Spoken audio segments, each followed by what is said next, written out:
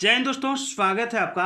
आज के UP TET Hindi practice set में हम लोग देखेंगे यूपी टेट पेपर 1 में 2017 में हिंदी भाषा से पूछे गए महत्वपूर्ण प्रश्नों को। तो चलिए स्टार्ट करते हैं। पहला है निमिष शब्द का प्राय क्या है। तो थोड़ा बड़ा कर देता हूँ। हाँ, निमिष शब्द का प्राय क्या है। ऑप्शन है प्रकाश, छिद्र, पूर्ण, क्षण। निमिष शब्द का प्राय, तो देखिए निमिष शब्द का प्राय होता है क्षण। क्या होता है? क्षण, याद रखिएगा। अगला सवाल देखिए, निष्कपट शब्द का संधि विच्छेद क्या है।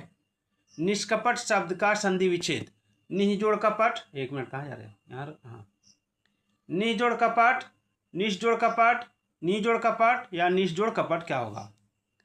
तो देखिए निष्कपट में हो जाएगा आपका निह जोड़ कपट। क्या हो जाएगा? निह जोड़ कपट। इसमें जो विसर्ग लगा है ये मूर्धन्य स बन जाता है, ठीक है ना। आगे देखिए,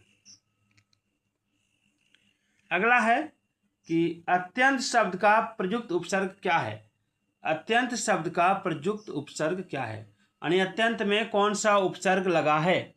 अत्यंत में कौन सा उपसर्ग लगा है।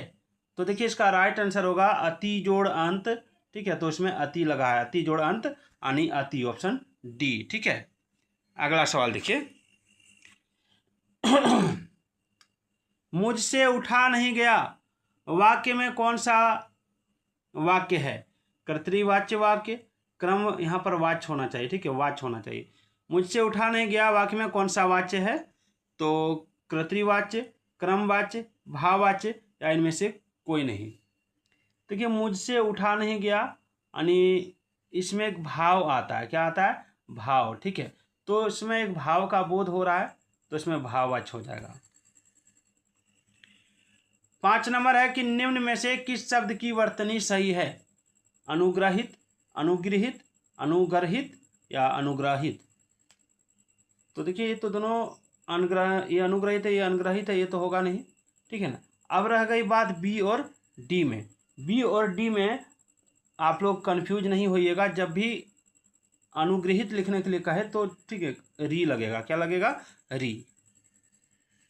चलिए, उपत्यका का अर्थ क्या है। उपत्यका, तो देखिए उपत्यका का अर्थ होता है पर्वत के पास की भूमि, ठीक है। ये पर्वत है, इसके पास जो भूमि होती है, यहाँ के आमने सामने जो अगल बगल में जो भूमि होती है, इसको कहते हैं उपत्यका, ठीक है। अब जिसकी पूर्व से कोई आशा ना हो, ठीक है, उसके लिए एक शब्द कौन सा होगा। तो देखिए जिसकी पूर्व से कोई आशा ना हो उसके लिए एक शब्द होगा आपका ऑप्शन बी, अप्रत्याशित। क्या होगा? अप्रत्याशित, ठीक है। चलिए अगला सवाल है कि अपेक्षा का विशेषण रूप क्या है। ऑप्शन है सापेक्ष, उपेक्षा, निरपेक्ष या अपेक्षित। अपेक्षा का विशेषण रूप, तो देखिए अपेक्षा का विशेषण रूप होता है अपेक्षित। क्या होता है? अपेक्षित, याद रखिएगा। चलिए अंग, हम लोग इसको झारखंड में इसको उआ बोलते हैं, ठीक है ना। तो अंग का उच्चारण स्थान होता है नासिक होगा या कंठोष्ठ या मूर्धन्य या कंठ तालव्य। तो देखिए इसका जो उच्चारण स्थान है वो नासिक से, क्योंकि इसको जब बोलते हैं तो उससे नौ का आवाज़ आता है, यानी ठीक है, नाक से हो जाएगा, नासिक से। चलिए 10 नंबर हो जाएगा, गोधूम शब्द का तद्भव क्या होगा। गोधूम मतलब गेहूं होता है, ठीक है। तो गोधूम से ही गेहूं बना, यानी ऑप्शन ये हो जाएगा। तालिब स ध्वनि का उच्चारण स्थान क्या है। तालिब स ध्वनि का उच्चारण स्थान क्या होगा। तो ये हो जाएगा आपका तालु, ठीक है। क्योंकि ये खुद कह रहा है कि हम तालिब्य हैं, तालिब्य हैं यानी तालु हैं, ठीक है ना। अगला सवाल है 4 गज मलमल में कौन सा विशेषण है। 4 गज मलमल में देखिए केवल 4 रहता तो हो जाता है संख्यावाचक, ठीक है। लेकिन यहाँ गज है तो गज जो है ये परिमाण यानी मात्रा का बोध करा रहा है ना, परिमाण का बोध करा रहा है। मात्रा तो इसमें हो जाएगा आपका परिमाण बोधक, ठीक है ना। तो 4 गज मलमल यानी परिमाण बोधक, याद रखिएगा। चलिए आगे देखते हैं।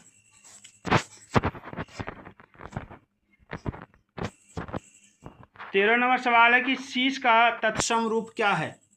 शीश का तत्सम रूप, तो देखिए शीश, ठीक है। शीश जो होता है इसमें, इसका मतलब हो जाएगा शीर्ष। क्या हो जाएगा? शीर्ष, ठीक है, टॉप। आगे निम्नलिखित में से किस देश में हिंदी भाषा का प्रयोग लिखने एवं बोलने में किया जाता है। तो देखिए हिंदी भाषा का प्रयोग मॉरिशस में लिखने और बोलने में किया जाता है। चौराहा शब्द में कौन सा समास है? चौराहा शब्द में कौन सा समास है? तो देखिए चौराहा, ठीक है, तो जहाँ संख्या का बोध करा रहा है, ठीक है, तो वो हो जाएगा आपका द्विगु समास। चलिए, सूरसागर किस भाषा की रचना है? तो देखिए सूरसागर जो है, ठीक है, ये है आपका ब्रज भाषा की, ठीक है, ब्रज भाषा की, ब्रज होगा, वज्र नहीं, ब्रज भाषा, ठीक है।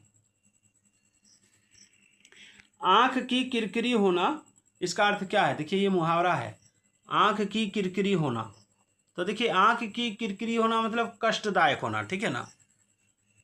18 नंबर देखिए कि निम्नलिखित में मौखिक अभिव्यक्ति का रूप कौन सा है? शुद्धवर्तनी, सुलेख, श्रुतलेख या आशु भाषण?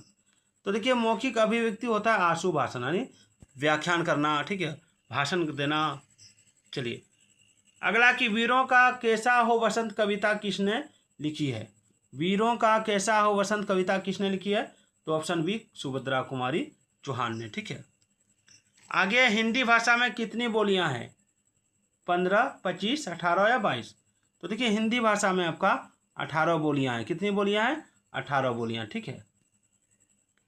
आगे निम्नलिखित में से कौन सी व्याकरण और वर्तनी से शुद्ध भाषा कहलाती है? तो व्याकरण और वर्तनी से शुद्ध भाषा कहलाती है आपका मानक भाषा। निम्नलिखित में से कौन सी व्याकरण और वर्तनी से शुद्ध भाषा कहलाती है? तो व्याकरणिक भाषा हो जाएगा। भारतेंदु युग में निकलने वाली पत्रिका युग्म है, भारतेंदु युग में निकलने वाली पत्रिका युग्म कौन सी है?